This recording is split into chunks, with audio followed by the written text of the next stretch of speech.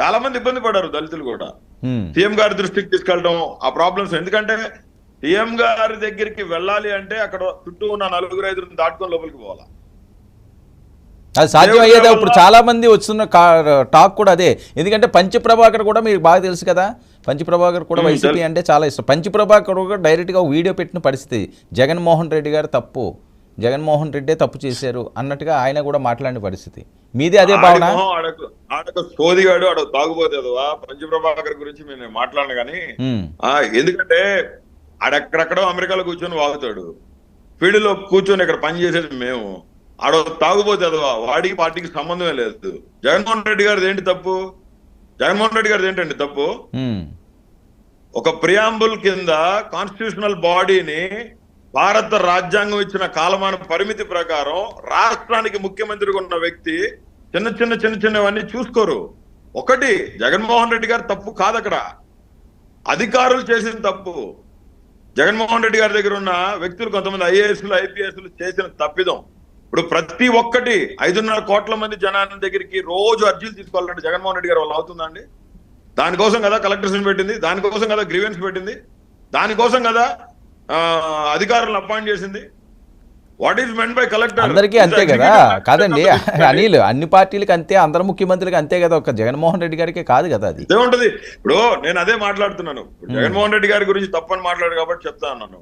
ఆ తాగుబోతోడు మాట్లాడు అంటే గెలిచి కాదే, ఎవరు జగన్మోహన్ రెడ్డి గారు ఫోటో పెట్టే ఓట్లేస్తారు అని కదా వస్తున్న ప్రచారం, లేకపోతే ఆయన కూడా ఆ రకంగానే మాట్లాడతారని.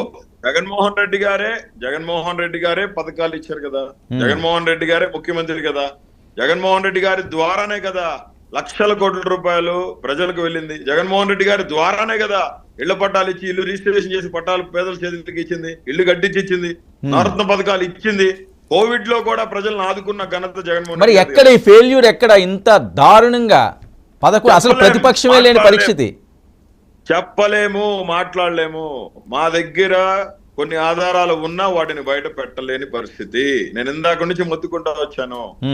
ఏ రోజైతే ప్రశాంత్ కిషోర్ అనే వ్యక్తి వచ్చి హోటల్లో చంద్రబాబు నాయుడుని కలిశాడో ఆ రోజు నుంచి టోటల్ సినారియో మారిపోయింది.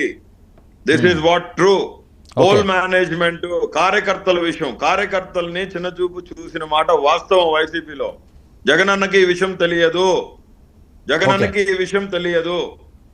నేను ఇందాకే చెప్పాను, ఒక మనిషి చేతికి ఒక పని అప్పచెప్పారు, వాడొక దరిద్రుడు, వాడొక చేతగాని ఎదవా. జగనన్న తప్పిదం ఏమీ లేదు.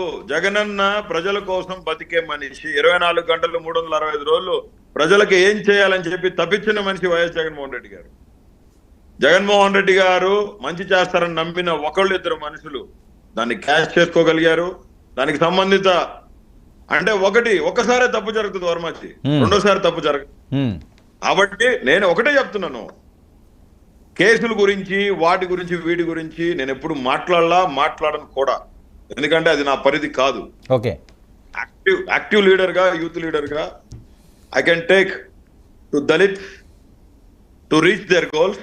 సరే, ఓకే, న్యాయపరంగా ఒక అడ్వకేట్ గా ఉన్నాను కాబట్టి దళితుల కోసం మెయిన్ నా గ్రీవెన్స్ దళిత్స్ అండి, దళితులు. ఓకే, బోరుగడ్డ అనిల్ పేరెత్తితే మండిపడే వాళ్ళు, బోరుగడ్డ అనిల్ అన్న వ్యక్తి అంటేనే అసలు డైజెస్ట్ చేసుకోలేని కొంతమంది శత్రువులు భారీగానే మీరు పెంచుకున్నారు.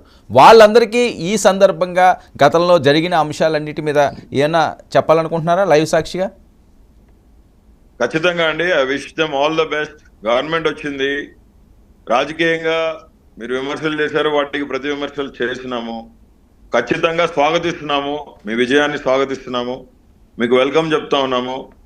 ప్రభుత్వంలోకి వచ్చారు, ప్రజలకు మంచి చేయాలని చెప్పి మనస్ఫూర్తిగా కోరుకుంటూ, రాజకీయంగా ఎవరికి ఎవరు శత్రువు పర్మనెంట్ కాదు, మిత్రుడు కూడా పర్మనెంట్ కాదు. కాబట్టి అందరం ఫ్రెండ్లీగా ముందుకు పోవాలని చెప్పి ఖచ్చితంగా, అంటే ఎందుకు చెప్తున్నానంటే రాష్ట్ర సుభిక్షం కోసం చెప్తున్నాను. ఫ్రెండ్లీగా ముందుకు పోవాలి, గవర్నమెంట్ పరిపాలన ఆంధ్ర రాష్ట్ర ప్రజలకి మేలు జరగాలి. ముఖ్యంగా దీనికి పవన్ కళ్యాణ్ గారు ఇనిషియేట్ స్టెప్ తీసుకోవాలి. మొన్న అన్నారు కదా, ఏ విధమైనటువంటి శాంతి భద్రతలకి విఘాటం కలిగించకుండా మాట్లాడారు పవన్ కళ్యాణ్. అంటే అంటే రాక్షస ఆనందం పొందే వ్యక్తి అయితే అతను కాదని నేను అనుకుంటున్నాను అండి. ఖచ్చితంగా దీనికి ఇనిషియేటివ్ స్టెప్ తీసుకుంటారని చెప్పి మనస్ఫూర్తిగా తెలియజేస్తూ, దళితుల్ని అట్టడుగు అనగానే వర్గాలని ఇబ్బంది పెట్టరని చెప్పి తెలియజేస్తూ, ఆశిస్తూ మనస్ఫూర్తిగా I'm welcoming and I wish all the best అండి. ఓకే, వాళ్ళు జనసేనకి కానీ వీర మహిళకి కానీ వేరే మహిళలు ఇప్పుడు అవకాశం వచ్చింది కదా, come on let them do what, let them prove. వాళ్ళు ఏం చేయాలి ఇప్పుడు ఏంటంటే, ఒకటి ఆ ఒక్క వీడియోని తప్పు పట్టారు, కానీ ఆ ఒక్క వీడియోని మార్పు చేసి పెట్టారని మీరే సాక్ష్యం కదా వర్మజీ. నేను ఆ రోజు మీకు నా ఇన్స్టాలో కూడా మీకు ఎత్తిపెట్టి చూపించి, వర్మ గారు ఇది ఇట్లా వచ్చింది, ఇది మార్ఫింగ్ చేసి పెట్టారని చెప్పి the very next day we are in debate. గుర్తుందా మీకు? అవునవును, మీరు కూడా చెప్పాలి ఇప్పుడు. మరి అది ఆ రోజు చూపించారు, ఆ రోజు చూపారు, మార్పింగ్ చేసేమన్నారు, కానీ ప్రతి ఒక్కరికి అది రీచ్ అవ్వదు కదా అనిల్. అందరికి ఇప్పుడు మీరు చెప్పిన దాన్ని బట్టి, నేను చెప్పిన దాన్ని బట్టి రీచ్ అవ్వాలని మనస్ఫూర్తిగా కోరుకుంటున్నాను. ఖచ్చితంగా, దట్స్ వాట్. రైట్. వాళ్ళకి ఏమైనా చెప్తారా, డైరెక్ట్ గా చెప్తారా జరిగింది ఏదో జరిగింది అని, నేను రిగ్రెట్ అవుతున్నట్టు లేకపోతే పశ్చాత్తాపడుతున్నట్టు తప్పలేదు కదా. రాజకీయ విమర్శలు చెప్తున్నాను కదా ఇందాక నుంచి, విమర్శకి రాజకీయ విమర్శలకి ప్రతి విమర్శలు ఉంటాయి, కౌంటర్స్ కి ఎన్కౌంటర్స్ ఉంటాయి. ఖచ్చితంగా వాటిని అందరం స్వీకరించాలి. అదే విధంగా